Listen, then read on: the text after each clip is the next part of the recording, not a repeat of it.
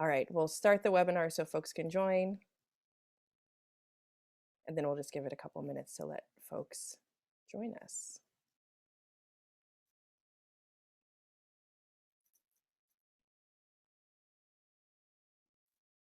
Get some information up here.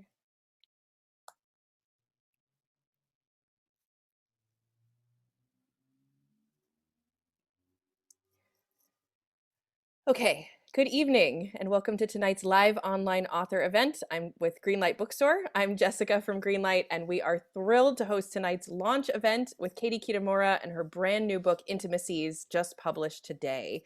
She's going to be talking with Raven Leilani, so you are in for an excellent time tonight. Before we start, I just want to say a huge thanks to Katie and Raven and the team at Riverhead Books for making this happen, and to all of you for showing up. Though we're not able to host events in our store spaces right now, our community of authors and readers is still here. We're grateful for your support and for the chance to make space for conversation and connection.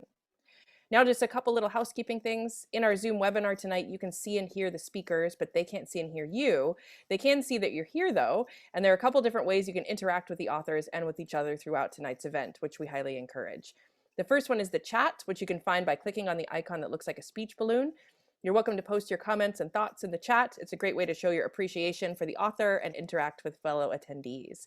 If you have a specific question you'd like to have answered by the author, please post that question in the Q&A module. You can find it by clicking on the icon that looks like 2 speech balloons. We'll be pulling questions only from the Q&A to be answered in the later part of the program. And very importantly, tonight's featured book, Intimacies, is available for sale from Greenlight Bookstore.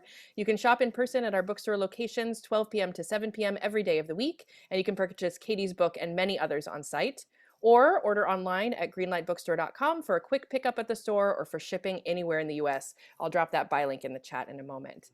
Katie kindly stopped by our store to sign a lot of copies of the book, so you can get a signed copy by request while supplies last.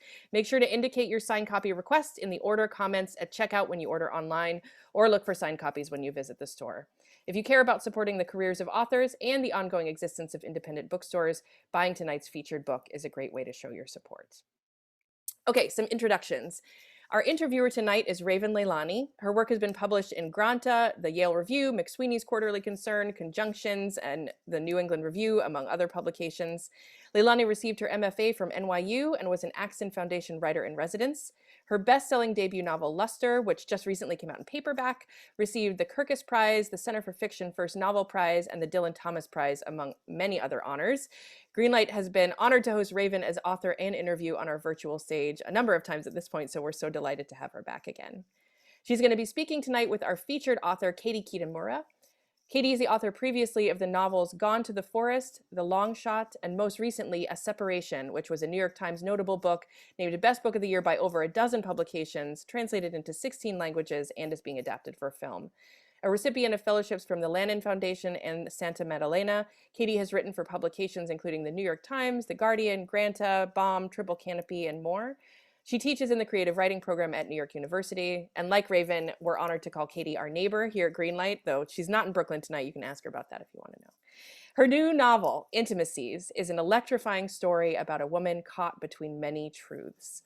The novel has been praised by such acclaimed authors as Gareth Greenwell, Alexandra Kleeman, Brandon Taylor, Mira Jacob, and tonight's interview, Raven Leilani, who describes Intimacies as a gorgeous, destabilizing meditation on the power differentials built into language and the gradual distortions of our emotional allegiances. So you're in for something pretty special tonight. Katie's going to start us off with a reading from the book, and then she'll be talking with Raven and with all of you. So Katie, please take it away.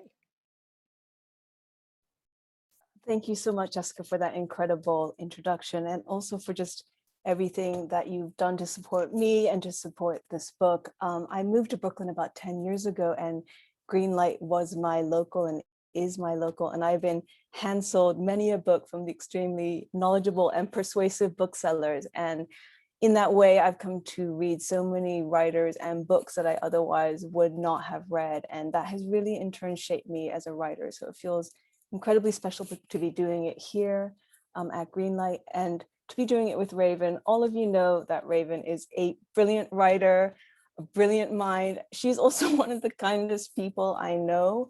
I've seen that over the years, and tonight she's doing this through the fog with jet lag, and I'm just incredibly excited and grateful to be here with her.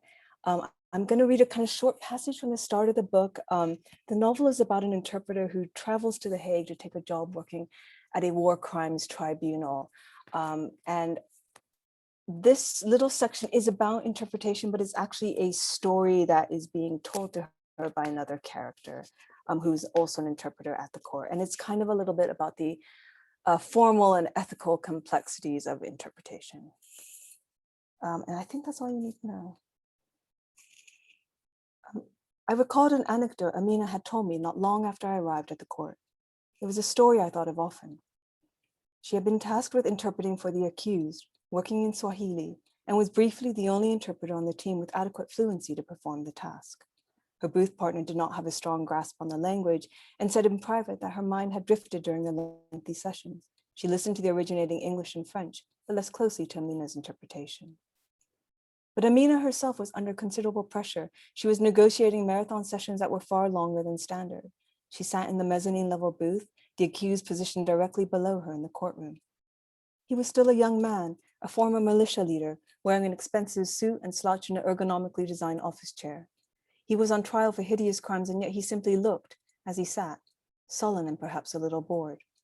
Of course, the accused are often in suits and in office chairs, but the difference lay in the fact that at the court, the accused had not merely been dressed up for the occasion, but were men who had long worn the mantle of authority conveyed by a suit or uniform, men who were accustomed to its power. And they had a kind of magnetism, in part innate and in part heightened by the circumstances. The accused had an aura when they were brought to The Hague. We had heard a great deal about these men, and they were almost always men. We had seen photographs and video footage, and when they finally appeared in the court, they were the stars of the show. There was no other way of putting it. The situation staged their charisma. In the case of this particular man, he was not only young and undeniably handsome, but he had a dazzling air of command. Even without the aid of the courtroom, it was easy to see why and how so many people had obeyed his orders. But it was not even this, Amina explained. It was the intimacy of the interpretation. She was interpreting for one man and one man alone, and when she spoke into the microphone, she was speaking to him. Of course, she had known when she had accepted the post in The Hague that the substance of the court would be darker than the United Nations, where she had previously been working. After all, the court concerned itself exclusively with genocide, crimes against humanity, war crimes. But she had not expected this kind of proximity. Although she was never face to face with the accused and was always safely ensconced behind the glass-fronted interpreter's booth, she was constantly aware that she and the accused were the only two people in the courtroom who understood the language she was speaking. Over the course of these first sessions, Amina grew increasingly uneasy. The case involved a great deal of testimony regarding terrible atrocities, and hour by hour, she carried this testimony from one language into another. She found herself on occasion struggling to control the tremor in her voice. She felt herself becoming entirely too emotional. But then, as quickly as the second day, and for reasons she did not fully understand, a certain hardness overtook her. She discovered a new and acerbic tone, not exactly neutral, perhaps even reproachful. At one point, as she relayed the details of an embezzlement scheme, something that was morally questionable but a trifle compared to the other charges against the man, she found herself using a voice of cold disapproval, as if she were a wife scolding a husband for some small domestic failing, neglecting to do the dishes, for example, rather than addressing his rampant infidelity or the fact that he had gambled away their life savings. But at that moment, to her surprise, she saw the accused turn his head and look up in the direction of the interpreters. Until this point, he had sat almost entirely still, staring straight ahead, as if the proceedings had nothing to do with him, as if the entire matter was beneath him, although the result, Amina thought, was not the appearance of dignity. Rather, he looked like a sulky teenager, being reprimanded for some infraction for which he refused to repent. There were perhaps half a dozen interpreters seated in the mezzanine level booths. It was unlikely that he would know which one of them was his. She had never before noted him observing them. She forced herself to keep her voice steady and focus on the job at hand. The last thing she wanted to do was get distracted. Nonetheless, she was unable to keep from surreptitiously watching the accused as his gaze swept the glass-fronted booths. Perhaps feeling her eyes upon him, he suddenly stopped and looked directly at her, turning in his chair in order to do so. Amina couldn't help it. She stumbled over her words, apologized, nearly lost the thread of what was being said. He continued to stare at her, a grim expression of satisfaction settling into his handsome face, perhaps because he had succeeded in intimidating her and causing her to falter. She felt at once, even through the glass wall dividing them, the totality of the man's will. Thank you.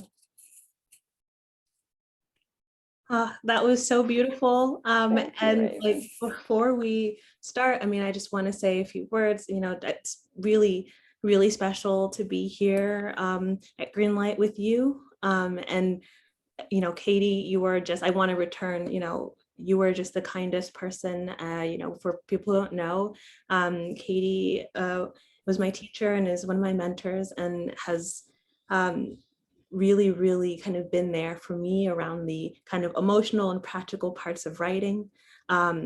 You are sort of an example to me of how to be in this community, but also your work means a lot to me. In fact, your last book I devoured and also took to therapy. I don't know if I told you that. This book is so beautiful. It struck me during a really weird period that we were just in. And so it's not only that I have learned from you as a human, but through your art, which is invigorating and beautiful. And this is really special to me to be here with you right now. Thank you, Um, Raven. Thank so you. I mean, I'm feeling very, I think you're going to make me cry at my virtual book launch, which was not what I was expecting, but I'm feeling very, very emotional. I mean, your work means a lot to me, as you know. And anyway, when people say, you know, what they say, sometimes people say, what was it like teaching Raven Leilani? And I'm always like, I was just in the room. That's all. I was just a person who was lucky enough to be in the room when she was workshopping her novel. Anyway, sorry. no, this is really beautiful, and I feel like it's a real privilege to be here. So I'm gonna jump in. Yeah. So throughout your book, the speaker struggles to make a home. Her apartment is ill-suited to the smallness of her life. She notices that her friend Jana has a place to put the olive oil, which was a detail that really resonated with me. And she notices a sort of marital residue in her lover Adriaan's home. I wondered what interested you about lostness or the idea of how a person makes a home. Yeah, I mean, I think there are two things. One is that I really grew up in a lot of ways between two different cultures. You know, my family is from Japan, but I grew up in America, and I've always kind of sensed myself, you know, we didn't move around that much, but you know, we moved around a fair amount, and I've moved around a bit in my own life. But perhaps more importantly, I don't really feel myself to be firmly oriented towards one particular culture. So I think that's something that I understand as a way of being in the world. And so that inevitably seeped into the book. But the other thing I wanted to say is that the book is in a lot of ways, although it's quite, it's kind of set up and then is almost a structuring principle for the book, but it's not returned to that literally that much. In a lot of ways, it is a novel, I think, about grief. It opens with the death of the narrator's father, and that kind of propels her into taking this job in The Hague and to leaving New York, where she's been, which she associates very much with the illness of her father, and to kind of try to find a new home. And I guess I was just realizing, you know, that in so many ways, our sense of home is in the bodies of the people we love. And I know that seems like a very kind of sentimental thing to say, but I think it's certainly something that I really experienced. And, you know, both this book and the last book were, I think, written in the shadow of my father's death. And he died in Japan. And somehow when he died, I lost a little bit of my grip on that country. I really, it was a country where I've been with my father through his illness. I had experienced his death there. I felt very grounded there, having been through that experience. And then somehow when he was gone, I realized that sense of home, a lot of it was actually, it was just him. It was actually his presence. So I think that those two things together, you know, the idea that having lost her father, she would then be trying to find another kind of home. I think it is where that interest came from. But also I think maybe just the sense that some people are really good at making a home, and some people do know where to put the olive oil, and some people don't. I'm one of the people who doesn't know where to put the olive oil. So it's a kind of fascination to watch people who are, even if they're transient, even if they're quite cosmopolitan, they know how to make a kind of home around them. Yes. And I also identify as a person who it takes a while to figure out where to put the olive oil. takes me a year to unpack a suitcase. But that grief, you can feel it at the center of the text, the sort of the way that it uproots. So thank you for that. I did have this bit outlined that I wanted to bring up. It's a quote from your book. You write, "There were great chasms beneath words, between two or sometimes more languages that could open up without warning. As interpreters, it was our job to throw down planks across these gaps." I love this passage. It's not just about interpretation. It's about connection and about generation of meaning where there is none, or where there isn't like a tidy sort of one-to-one. And which makes the act of translation or interpretation a kind of intrusion. So I wondered if you could talk about your thoughts about interpretation as an act, an aggressive act rather than a passive act. Yeah, I mean, thank you for that question and for those very kind words. I mean, I think one of the kind of journeys that the narrator makes is she goes from understanding herself as a kind of almost pure instrument of the court.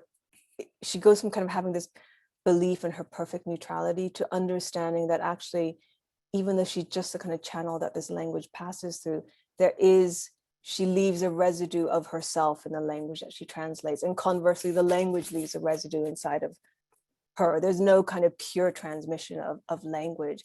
And, you know, in a lot of ways, that's what being in the world is, right? That kind of act of being touched by language, being contaminated by something. That's what it means to be a person in the world. And I think that is the journey that the narrator comes to have in her relationship to the act of interpretation, and to understand that interpretation is weighted, that it isn't neutral, that it is, you know, that there is a kind of personal interest in it and also a kind of institutional interest in it, because you know all the time, one of the things that I was really interested in, you know, people have asked me a little bit about my about how I researched the book, and of course some of it was I went to the International Criminal Court, which is the institution that the court in the novel is based on, and I sat in on a trial. But one of the most useful things was actually just looking at the transcripts, and you really realize the degree to which the range of language that people have access to when they are speaking within the court is actually quite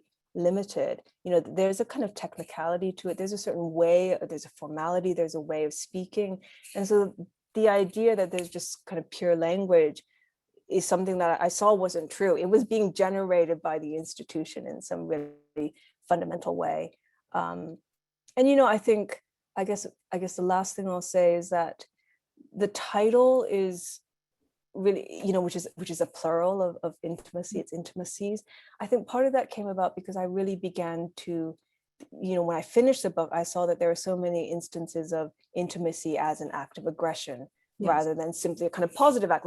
Like I have so many positive connotations with intimacy, you know, with warmth and with caring and with, you know, kind of sexual intimacy. But of course, there's so much unwanted intimacy within the book. There's unwanted closeness. And so the kind of duality that you pointed out in the act of interpretation, that interpretation could be a kind of aggressive act, it is, I think, also mirrored in the kind of title and the idea of proximity and closeness. Yes. So speaking of sort of proximity and closeness, perfect. The relationships in this book start immediately, right away, and they become profound immediately. Those are relationships that always interest me, where there's sort of no preface, they're like deep right away. So I wondered if you thought or didn't think that there was sort of an emotional vacancy that makes a person hungrier and perhaps more susceptible to this kind of immediate engagement.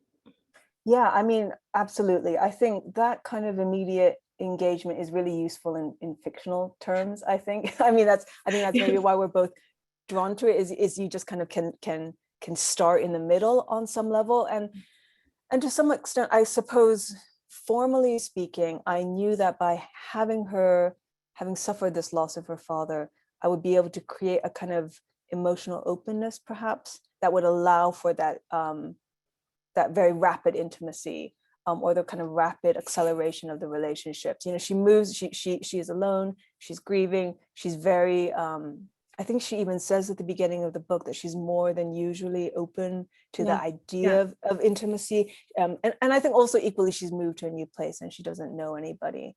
So that was, yeah, that was a lot of fun to write. I think it's also that the sense I had that was not something that came naturally to this character. She's not a character who's actually easily able to jump into new relationships, who she's not actually that good at creating intimacy with other people.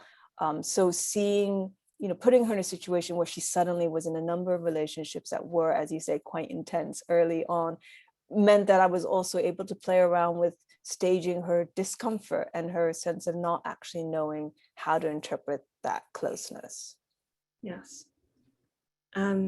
So you write about how an interpreter's job is to shape perception of the person they're translating, how their job is to convey a kind of reliability. When writing about interpreting for a dictator or a former president who naturally traffics in propaganda, how do you navigate, and how does the speaker navigate that question of reliability? That's such an interesting question. Do you mean like how do I as a writer Either kind of, or the yeah, speaker kind yeah, of navigate that theater? it's a really interesting dilemma, because I think the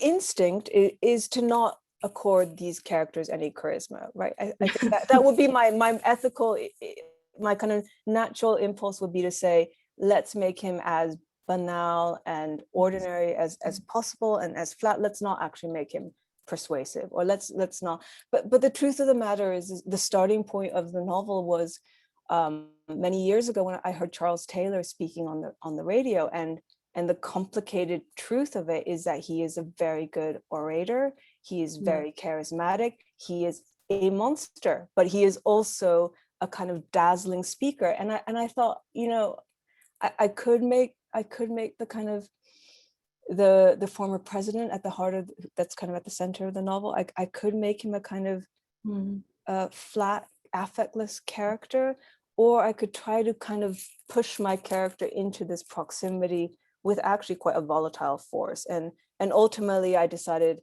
to go with that. But it was definitely, the kind of ethical questions of how you present these characters really was important to me. And I will say that, I did not want to let him defend himself really, like in the way that Charles Taylor was able to. I didn't want to give him that. And instead it was very important. I knew that I would need to have some kind of representation of the crimes that are at the heart of the novel in the book. But I wanted it to be one of the victims speaking, and I wanted it to be an act of this victim telling her story and having the kind of speech and agency to be able to tell her own story. And I think one of the kind of key moments for me in the novel is that even though there's this kind of daisy chain of interpretation in the scene when she is speaking, the idea that nonetheless her words have a reality of their own was important to me. So I think that's a kind of very long-winded circular answer, but I think those questions were definitely at the forefront of my mind, because I think my starting point was a kind of shock at how easily language can be manipulated and how easily rhetoric can be exploited. And I think that's something, as a writer, we're always aware of and interested in. Yes. So I recently read an interview that you did where you said a really cool thing. You said, you talked about the drama of not having information, the sort of wildness that lack of information conjures in the brain. And in your book, the speaker spirals about what is out of view: her lover, Adriaan, his wife, and generally all the gaps she sort of seeks to close in her job. And I wondered what interested you about that madness of the lack of information. Mm-hmm. Yeah, I mean, I have to say, with apologies to my husband, but there are a lot of absent partners in my last novel, A Separation. It kind of turns around a husband figure who goes missing, and in this one, in the middle of the this isn't giving anything away in any way. I love plot spoilers so much because I just feel like they reduce the stress levels of my reading once I know what happens, and I can just read in a relaxed fashion. Anyway, in this one, the kind of newish partner or newish boyfriend kind of almost semi-ghosts the narrator. He kind of disappeared. He retreats into his life, I guess. And I think one of the reasons is that I didn't write in first person for a long time. I found it a really difficult form. And one reason was because I always felt that there was this kind of over proximity or this assumption that the I of the novel was in some way me. And I found it hard to disengage from that. Well, and then at some point I realized that I am, of course, everywhere in my books, whether I like it or not, whether I'm in third person or first person, it's there. There's no way to hide in the pages of a novel. It is an act of exposure in some way. And so I started working in first person, but it was still, I'm by nature a very uncertain person. I think I'm an indecisive person. I think I'm a person, I'm interested in uncertainty, and I'm suspicious of certainty. And there's something about first person that I thought was the voice of certainty, was the voice of a kind of, the kind of classic first person that one studies in school, where they're kind of, in control of the narrative. And I think for me, the first person popped open when I realized that I could actually use it to express almost a constant stream of doubt. And one of the ways that she does that is she's constantly hypothesizing. So she will say it could be A, or it could be B, or it could be C, or it could be D. And I think in that gradual kind of accumulation of kind of projections or hypotheses, it's very, very destabilizing. And then that's the kind of essential tone for the novel. And so I do think that, one of the great destabilizing things is when a partner disappears and you don't know what's happened, and you are trying to fill that gap. And I've seen that, in my own life and in the life of people I know. There's a kind of, the speculation can just go on for hours in a person's head. And so I think, that's one of the reasons is that I think I was more interested in, I could see how the absence of these partners could almost act as a kind of narrative generator within this character's head. And then I suppose the other thing is that I was interested in this novel and creating this kind of gap between the significance and the extremity of the narratives that were being discussed at her workplace and that were taking place around her, whether it was Brexit or whatever else, the rise of the right in the Netherlands, with the kind of absolute petty kind of, the kind of pitiable state of worrying about whether or not somebody's going to text you back. Because my sense was that was just the kind of the way we operate in the world, is that we can't navigate the scale of the fact that, of course, somebody, a relationship not working out is not, as logically and ethically, on so many levels, that somebody kind of a relationship falling apart is not the same as the kind of global disaster that is around these characters. But at the same time, on some level, it's very, that's a cognitive dissonance that you can't live in the world and not remain invested in the small scale details of your life. Yes, that's something I really, really appreciated about your book, because what has always felt true to me during moments of a personal crisis is that there are moments in between, global crisis or sort of smaller scale personal crisis or not, that are completely mundane, happening parallel to those extreme kind of oscillations. So yeah, I thought that's whenever I'm sort of trying to write toward or try to depict truthfully what it is to have that kind of tumult, internal tumult, I feel like I'm always looking outward to like the sort of quotidian trappings. And that's always there, because they're always paired. There's almost an absurdity to that. I feel like I loved seeing in your book. So in order for the speaker to do her job, she has to remain human enough to receive the nuances of her subject, but numb enough to be objective. How did you go about depicting the tension between being a channel or a vessel for this violence? Yeah, I mean, I'm so interested in characters who are vessels for language. So in A Separation, the narrator is a translator, and in this one, she's an interpreter. And in the thing I'm writing right now, she's an actor. So this idea of characters who are literally speaking the words of other people, this idea of people putting words in your mouth is literally what happens to these characters. And I think I was really interested in, certainly in A Separation, also in this novel, and thinking about what that means for agency, right? Like what does it do to your subjectivity, to your way of being in the world, if your job is to speak the words of other people? And then I think over the course of writing this novel, I really did begin to feel that there is, she does actually have agency, and she is affected by what she does. And that there is a kind of residue from all of that language passing through her. And ultimately she has to make a decision that it's not actually sustainable for her. And that there's a kind of, the schism between, I think maybe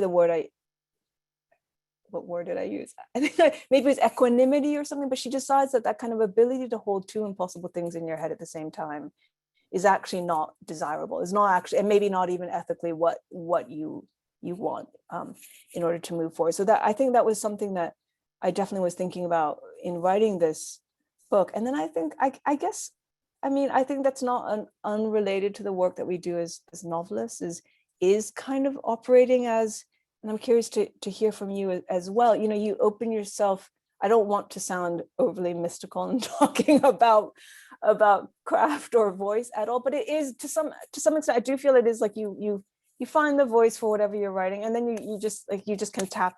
You sit down and then you just start writing in that voice, and it can start to feel quite unmediated. It doesn't, you don't always, you do have the craft of yourself as a writer, but it does feel like something's coming out, and then it's done, and then you have to be able to extract yourself again. And that's a kind of funny, it's a funny job, actually. And I think there is a parallel between the work that she does in a way. I'm curious to hear from you, like with Edie, with that voice, stepping into it and then stepping out of it at the end of the day, when you're done working, how does that work? I think there is a kind of mysticism. Like if when we talk about craft and talk about writing, that's where I sort of find myself going in almost like apologetically, because you're deliberate and it's a craft. And I shared the same sort of uneasiness of the eye that you kind of talked about earlier, because it isn't necessarily you, but it is, and often is for me, a kind of possession. And you do act as a channel, and like you said, it is sort of unmediated, and it, for me, whole days are blank when you're there. And how you step away. Do you step away? It's interesting that you said whole days are blank, because it's since when I moved into this, and I think it happens with any voice, but definitely with the last two books, I just don't have much memory of writing them. Like I just don't remember writing. Like I couldn't really point to a memory of what it felt like to write them, but they did somehow, thankfully, get written. But yeah, it is like a kind of black hole a little bit. No, I think it's a beautiful thing. And I think actually the thing that gave me permission to even talk about it in that way was I was watching a documentary on, I think, Tin Pan Alley. I may have messed that up, but just sort of like the early kind of sources of pop and sort of the kind of big minds and producers who were behind like the kind of origin of all of our kind of big hits. And when they talk about making that music, they talk about it as something that you receive. And that made most sense to me. Okay, but I will return back to. So you write toward how the thrall of authority is gendered. Before she goes to meet the former president for the first time, she wonders if she looks like an escort and has sort of an uncomfortable interaction with the taxi who Mhm. takes her there, and the former president sort of immediately rebuffs her Mhm. first attempt Mhm. to translate him, as you write toward the difficulty of a woman being a mouthpiece for a man. And so I wondered what you think about how those gendered Mhm. power imbalances affect Mhm. that communication. Mhm. That's such a great question. I mean, it was funny. I wrote the first draft of the book, and then when I went through and read it as you do, I realized it's full of sexual harassment. I mean, there is so much sexual harassment and sexual intimidation that's taking place in the novel, and I think that retroactive. I mean, I'd done that. I hadn't planned to do that. I think I did that intuitively, but retroactively, it made so much sense to me because sexual harassment is about the assertion of power rather than desire. And I think and these are characters as well, I think, who are using sexual harassment and gender imbalances in order to kind of bully the characters around them. I mean, the question of how it affects communication is so interesting. I don't know if I have an immediate answer. I might think about that one. But I think one thing I did know is that there's kind of garrulousness to a lot of these Mm, male monsters that are in yeah. the novel, of which there are several, I think. And they are really good at telling stories. They're constantly telling stories. Yes. Where she's almost the opposite, and her access to language becomes very, very impoverished in these moments. And I think that is to some Yeah. extent how Yes. power functions, is that language is power, and losing access to language, to find yourself speechless, to find yourself unable to find the words, because of a scene of intimidation, that's how power is reinforced. So I think the idea certainly that a kind of gendered use of power, one of the ways that it affects communication perhaps is by cutting off access to language. Yes. So I sort of have a sort of follow up to that, of if there's kind of a conspiracy that I think builds between these two characters, between the sort of interpreter and the interpreted. They're united by a shared language, and um, I think that there is that conspiracy of acting as a representative.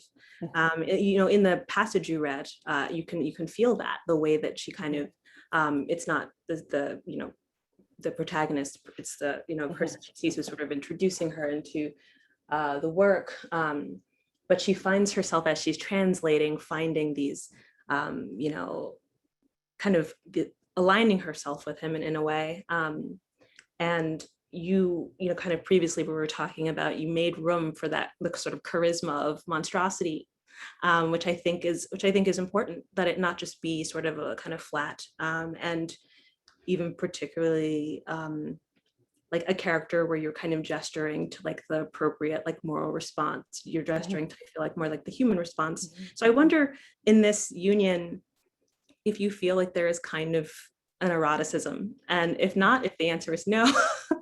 I did feel that a little bit.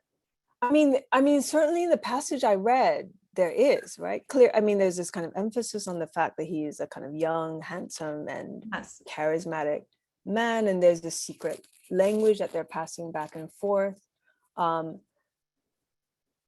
I suppose that's why intimacy is dangerous. I suppose that's why it can be a threat as well as a kind of form of welcome, because the kind of ethical position that it puts these characters into is not sustainable. Yes. I think at one point there's a description of what it feels like. She's the narrator, it kind of becomes almost a favorite interpreter of the accused, and she's in a room full of men, and there's definitely a kind of uneasy charge to that.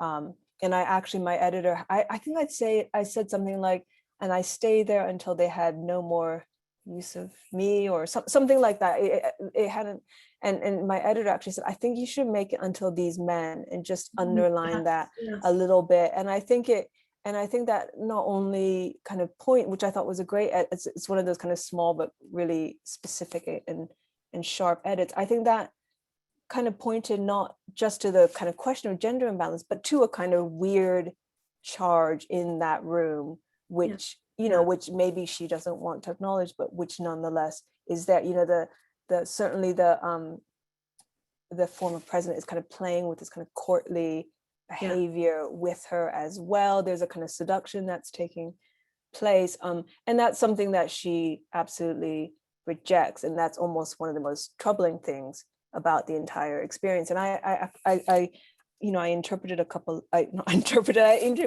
of interpreters who were working at the ICC, and one of them had said that one of the most disturbing things to him is that he interpreted a lot for somebody, he didn't say who stood trial, and who over the course of working with this person and working on the trial, he felt personally that he was guilty, but he was found not guilty. And his experience when he was found not guilty was one of incredible relief and happiness for this person.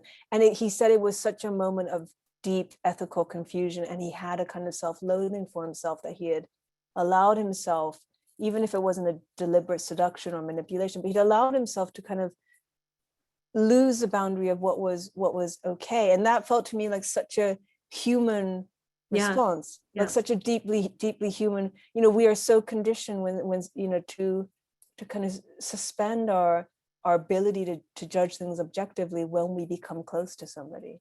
So I've wandered very far from your question, but I think you're absolutely right. You know, I think there's a lot of scenes in the book where I want them to have tension, but I don't want the tension to always be named, because I think tension, once you name it, goes away to some extent. Like if you say, you know, there's somebody, oh my gosh, I can't even think of a good thing, but you know, you hear a sound, once you know what the source of the sound is, it's no longer scary. It's a little bit like that. I think that's a little bit what I'm trying to do in the book, except it's like in the realm of interpersonal relationships rather than horror movie tropes. But the principle is the same. So I don't know how our audience questions are coming along. If you are out there and have some questions, please put them in the Q&A, but I think we might be close to turning it to the audience for questions. We do have a couple we can get started, although we might go back to some Raven questions at some point. So our first one is from Michelle Ferrari, and Michelle writes to Katie, you said home is held in the body of our loved ones, but home is also held in our language.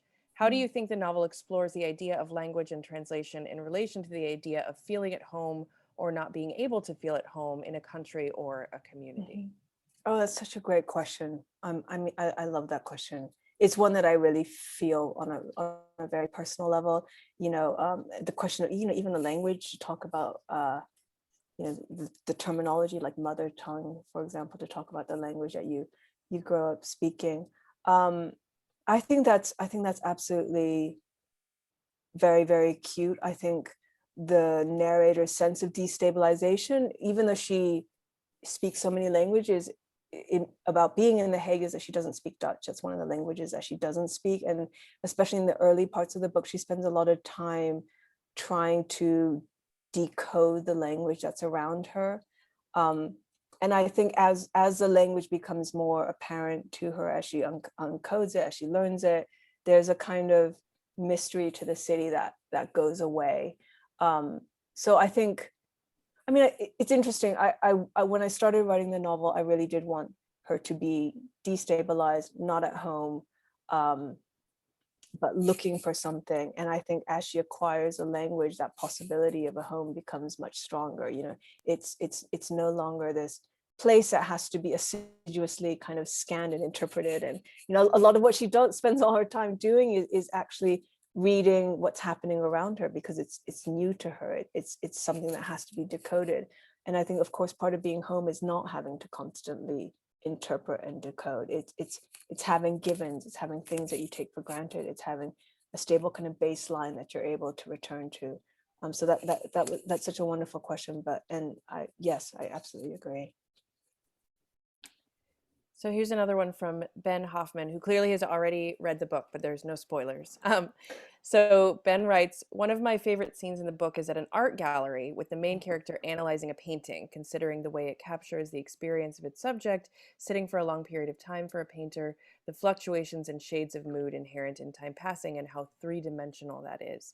What was the significance of this beautiful scene for you and the overall structure of the plot? Mhm. It's so interesting that, I mean, thank you so much, Ben. And that's a really lovely question. And it's actually something I haven't thought about at all, but I absolutely always conceived of the scene at the Moritz house as the middle of the book. And I always thought that it would create a kind of pause within the book, that it would be the kind of hinge. And I like to write with a kind of hinge in the middle of the book. So in a separation, it's when the narrator discovers that her husband is actually dead. And in this novel, kind of conceptually, structurally, I always was writing the first half towards the scene in the museum, and then the second half would follow from that museum. I love writing about art. I love thinking about how images operate in the world, and I find that art does tell. And Raven, I love to hear from you as well, because obviously you're a painter, but I think art tells stories in ways that are different, related but different to the way that we do in fiction, and so that's always very interesting to me. But I think the reason that I decided to turn that scene into a kind of big set piece that sits in the middle of the book is because art is also so a work of art exists in a context that is really shaped by power and access. And that's something that I think I kind of tried to unpack in that scene. It is the idea of like, who decides what is canonical, who decides what goes inside the museum and what it doesn't go inside the museum. And the painting, one of the paintings in question in that scene is by a Dutch Golden Age female painter who was for a period forgotten and then eventually kind of reinserted into the canon. And who has access to the museum, who doesn't have access to the museum. And so it just felt like a kind of useful place to move away from the world of her interpersonal relationships and her work and just kind of have a neutral space to play with some of the same ideas. But Raven, I'd love to hear from you about kind of painting and image making and how that sits in relation to your own work. I mean, I would say that they are aligned in that they both require a closeness of study. Yes. They require that you be in love with the data and with the kind of the bedrock, which I think is when you're honing your craft, like not sort of the sexiest component, but are the components that make the work sing and that make it feel full and that give it life. So for me, it's more about paying attention. But when I think about when I think about your book and the way they meet in that context, he makes sort of a joke that stuck with me. That is like they're getting to know each other and saying that look at everybody, kind of ignoring the art. And sort of talking and mingling, and so you have this sort of cornucopia around them as they sort of begin to engage deeply and immediately. That is sort of that's around them, but cast aside, and I feel that echo when I don't want to spoil, but you feel that echo in his apartment, and she's noticing sort of the sort of traces of life around her and doing a lot of work to dispel what it all means. So for me, I really enjoyed that echo, but also enjoyed that really beautiful observation of what it is like to be at a party like that, surrounded by art and not looking at it. Well, I think it's also it's one of the weird conundrums of art can give you access to a kind of sublime experience, right? An experience of the sublime, but at those parties, it is just it's kind of just the stuff on the walls almost. Yes. And there's a kind of different kind of theater that is taking up all the space in the room. One thing that a friend of mine who's a painter said, which I think is absolutely true for fiction as well, I was asking him about his work and his process, and he said the thing about painting is that it's just a series of choices. That's all it is you just make a choice and you make a choice and you make a choice and you make a choice. And that is also what fiction is it's a series of choices that you make, and you arrive at it, you might be making them intuitively, but you're making decisions all the way, in terms of how you're telling the story, in terms of what's happening with the characters. And there's something about the way he said that made me kind of feel more confident in building my work kind of bit by bit by bit by bit. It's just a choice, and you can undo a choice, and then you make another choice. And yeah, anyway. So another kind of craft question, I guess, then.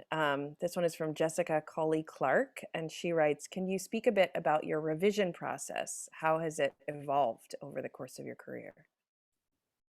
I mean, this was a really interesting novel for me to write, because I'm a very, one of the reasons why I admire I teach on an MFA program. One of the reasons I admire the writers that I work with so much is they share work early, like very, very early. Some of them, Raven, I think that's true, right? I'm not just, this isn't just my yeah. okay, yes. The first chapter it was your workshop. Yeah. So people are sharing, they're sharing work really early. And my tendency as a writer is to like keep it close to my chest and to not share it with anybody, and to wait until I've like polished it endlessly, and then share it with somebody. And then the thing I realized, I think with the last book really, is that working in that way, the problems of the book are really built in, they're really ossified, and you kind of shine them and polish them enough that they maybe don't look like problems, or you've managed to quote unquote pull it off. But it felt to me that there's something very closed about the way I was working. And I do really admire the writers that I work with in my workshop. They are sharing early, and they're doing a lot of really important work by sharing early. So with this novel, for the first time, I shared it with my agent and my editors before it was done, which was something like if you told me I would do that 4 years ago, I would have said never in a million years. So I shared it before it was done, and I had real notes, like things that were not working, and they would say, this is not working, and this thread needs to be, and it was a really exciting collaborative process that was really, that felt really good. It felt great to be working in this looser way. And I think some of it is just, I felt more confident as a writer. I felt like I could share work that I knew wasn't perfect. I felt like I could say, I had relationships with people who I really trusted, and I could say, I know this isn't working, but can you help me figure out how to get it, close at least a little bit closer to working, hopefully. And so a lot of that, I think, is just is having a set of relationships that I trusted, and leaning on those relationships much more in the revision process. So it did feel, in that sense, much more open. And that was also something that I wanted for the book. I wanted the book to, in some ways, open up, especially in the last kind of third or so, in the last quarter. I wanted to feel like there was a sense of possibility, or bring a sense of possibility to the book. And it sounds a little bit abstract, but I think actually the process of being looser and being more open in the writing process helped create that for me. We have a couple more questions. We may not get to all of them before the end of the hour, but here's another person who I think has read the book. Jalen Lopez is asking, one of my favorite passages is the discussion of temperament for interpretation and the ways that equanimity can be corrosive. Can you discuss how you approach this theme? Yes.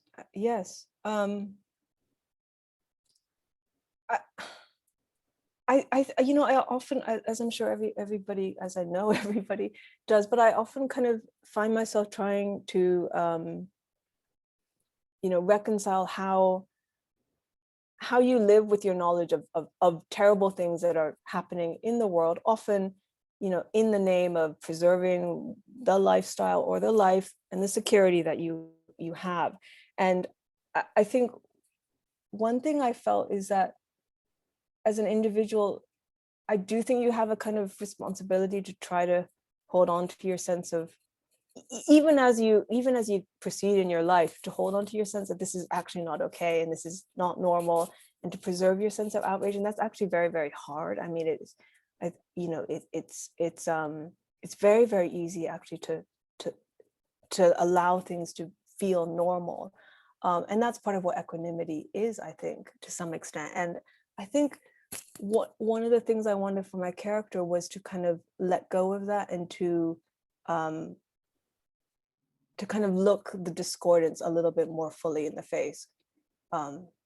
So that was, I don't think it's giving away a great deal to say that, the task of interpretation becomes for her very, very difficult, not just on a kind of a professional level and not just on the level of execution, but just in the sense that it kind of troubles her. She doesn't like the person that she's becoming, because all of these things that she's confronted with, in order to do the work, they do need to be normalized to some extent.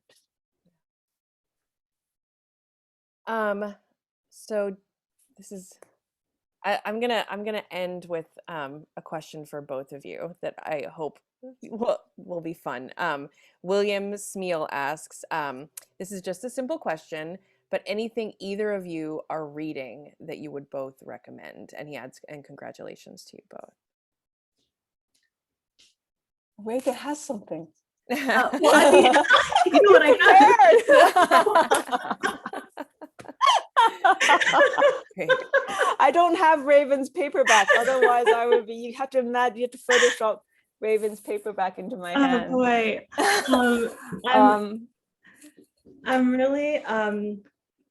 I'm really loving. I just read Second Place by Rachel Cusk. That I really, really dig that. And I actually think she might be here right now, so that's a trip. But Milk Blood Heat by Dantiel Moniz is amazing. And so those are two books that have really I really love. Dantiel is saying hi in the chat.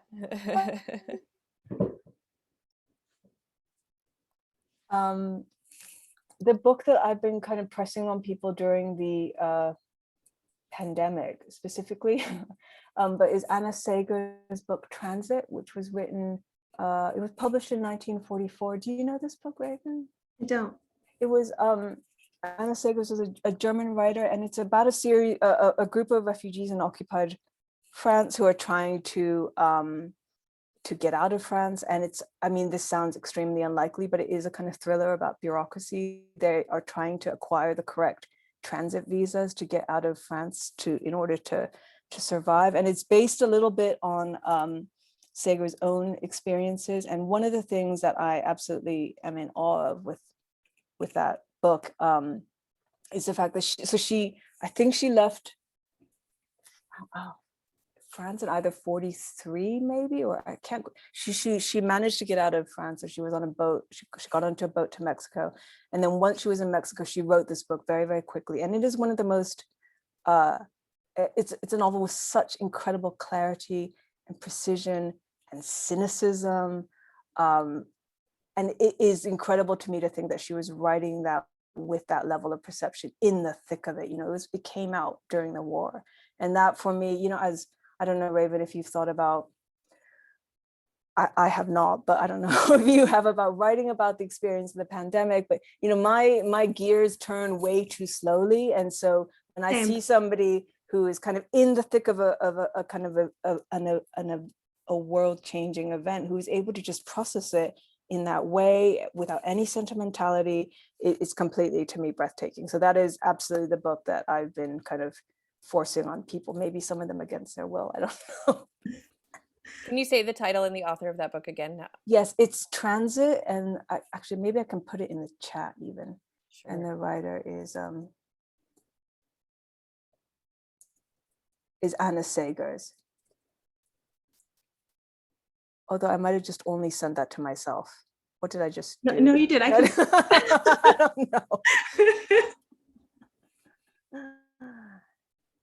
All right. Well, we are at 7 o'clock. So thank you guys so much for your time. It was wonderful to be in the room with you. Thanks to everyone for coming. I'm dropping the link for both of these books in the chat so you can read Intimacies and even get a copy signed by Katie. We're so grateful for both of your work and for the chance to hear you talk. Thank you. Thank you both. Thank you, Raven. Thank you, Jessica. Thanks. Have a great evening. Good night.